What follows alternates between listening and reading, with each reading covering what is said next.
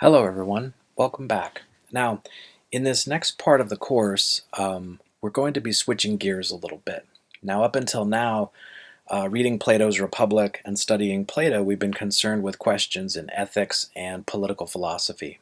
And questions we were looking at there would include things like, what's the right thing to do, or what is justice, or how should I organize a political state?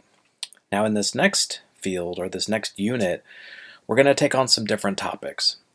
First topic, what can we know? We sometimes call this field epistemology. And we're going to also ask the question, what is real? And we sometimes call that question metaphysics. Now, we actually saw an example of this question earlier with our ship of Theseus or car problem. Believe it or not, that's actually a problem in metaphysics.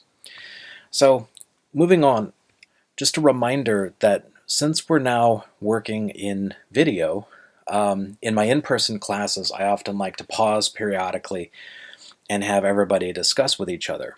Now, of course, that's not possible while you're watching a video. What you're going to find is we're going to have a discussion board, and that discussion board is going to help us organize our discussions. Now, what you'll see then at the top here is a kind of timeout signal here. You see this up here. And that's just really an indication that if you want to, that's a great place to pause and write down some thoughts. So for example, if you're doing the practice journal, this is a great opportunity to jot down some ideas. Now, of course, you can use that material when you come back to the discussion board later. Now, keeping in mind then, as we're looking at a new text, again, I want to encourage everyone to bring in questions that occur to you as you read. So for example, what we're talking about doesn't make sense, or although I understand Descartes' ideas, I disagree for these reasons, or I wonder why he did it this way, and so on. We'll have a lot of fun as we go. Now, the philosopher we're looking at now is René Descartes, and he lived from 1596 to 1650. And I'll try to add some extra videos in the lesson so that you get some more biography on him. The book that we're going to be reading is called Descartes' Meditations. And Descartes' Meditations, as you're going to see, is in ways a very short book, but is divided into 6 of these things that we're going to call meditations. So for now, let's begin with the first one. And we'll call this first part today Descartes' Motivations. So in other words, what's motivating Descartes to do philosophy? Now, in the meditations, here I'm using a particular version of the text. It might be a little bit different from the one you're using. Here we have the title, Meditations on First Philosophy, in which the existence of God and the distinction between the soul and the body are demonstrated. And then the title of Meditation 1, Concerning Those Things That Can Be Called into Doubt. And here I'm just going to read the opening part. Several years have now passed since I first realized how numerous were the false opinions that in my youth I had taken to be true, and thus how doubtful were all those that I had subsequently built upon them. And thus I realized that once in my life I had to raze everything to the ground and begin again from the original foundations if I wanted to establish anything firm and lasting in the sciences. But the task seemed enormous, and I was waiting until I reached a point in my life that was so timely that no more suitable time for undertaking these plans of action would come to pass. For this reason, I procrastinated for so long that I would henceforth be at fault were I to waste the time that remains for carrying out the project by brooding over it. Accordingly, I have today suitably freed my mind of all cares, secured myself a period of leisurely tranquility, and am withdrawing into solitude. At last I will apply myself earnestly and unreservedly to this general demolition of my opinions. Now, let's pause here for a moment. Here's a question for you. It's your first time out of the day. Have you ever believed something to be true that later turned out to be false? And if so, how did this impact you? And a second question related to this one, how do you go about testing beliefs to determine whether they are true? For those of you who want to write, I'll give you a few moments and then we will resume. Okay, welcome back. one way to think about this, and I think this is important with Descartes, Descartes understands that all of our beliefs don't just sit there by themselves. Each belief that I have, in some sense, is connected to other beliefs.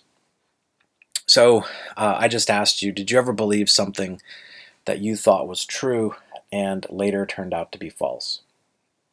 I'll give you an example of my own. I remember when I was a child, I had a belief that Santa Claus was real. I apologize also, by the way, if I'm ruining this for anybody out there. But anyway, I believed that Santa Claus was real. And you might say, well, so what? Big deal. I believe Santa Claus is real. What follows from this? What's important, let's suppose that Santa Claus being real, that's my belief here. That's the oval in the center. But here's the thing. If I believe that's true, other beliefs are sometimes built upon it.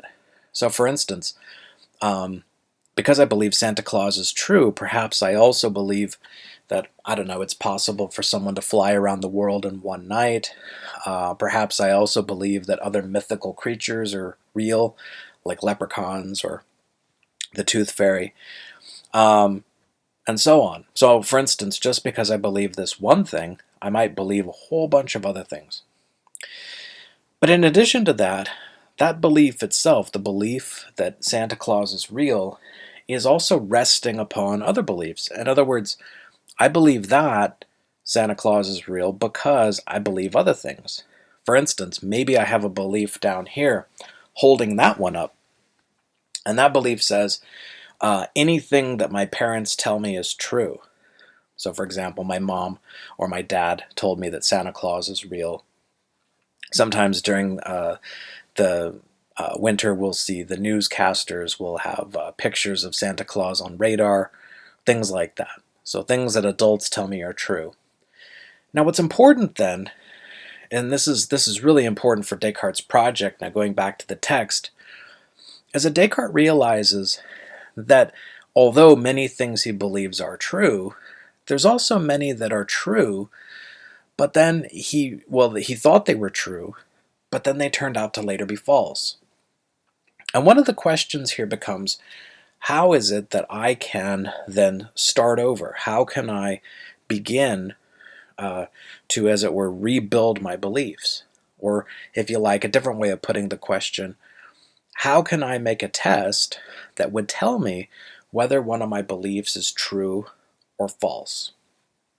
Now, notice then that what Descartes will do here is he says, right, what he's going to do now, and this is the bottom part here, I will apply myself earnestly and unreservedly to this general demolition of my opinions.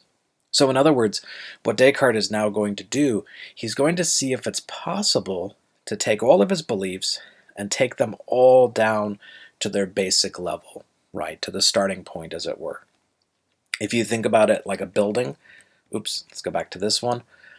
If I think of this as a foundation or like a building, I've got one belief down here at the bottom. I've got other things built on top of it. The question is, how can I take all of this and knock it all down so that I can start over? And so that I would make sure that I have only true or correct beliefs. Okay, and that's really going to be the basic question as we go. What do we use to base our beliefs on? Right? And how can I know when I can trust them? All right. Now, one other thing to mention here is that at the beginning of Meditation 1, Descartes reflects on all these things that he thinks he knows, or at least thinks that he knows. And what's important here is he mentions he wants to be certain about this. But this leads us to yet another timeout question, okay? Because I think this will become really important as you think about this further. The question is going to be this. Do you think it is important to have certain knowledge about anything? In other words, is certainty something that is possible? Could we ever attain it? Or is it even something that you'd like to have? Okay. Again, take a few minutes on this one if you like. Pause the video, come back, and we'll continue our discussion. Okay, welcome back. Now, one of the things we're going to see next is that Descartes is going to propose that all of his beliefs should have a test. And what that test is, he's going to treat some piece of knowledge as uncertain if he can find a possible reason to doubt it. Okay? And later on, as we're going to see, Descartes is going to treat anything that can be doubted as if it were false until something compels his assent. Okay? So we'll see how this works as we go. This will lead us then into part 2. Part 2 we're going to call Descartes' method of doubt. Okay, I'll see you in the discussion board. Thanks for listening.